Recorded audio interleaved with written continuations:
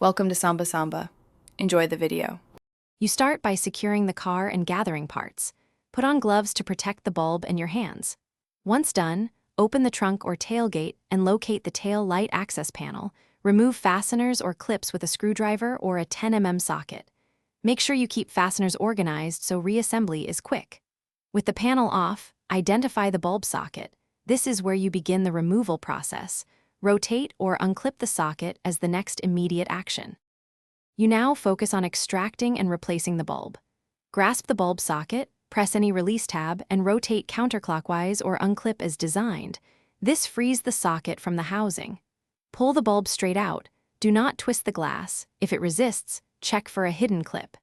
Insert the new bulb by aligning contacts and pushing in, then rotate clockwise or snap the socket back until it seats firmly. Make sure the bulb is fully seated to ensure proper contact and light output. You finish by reassembling and testing. Replace the access panel and fasteners in the order you removed them, making sure trim fits flush.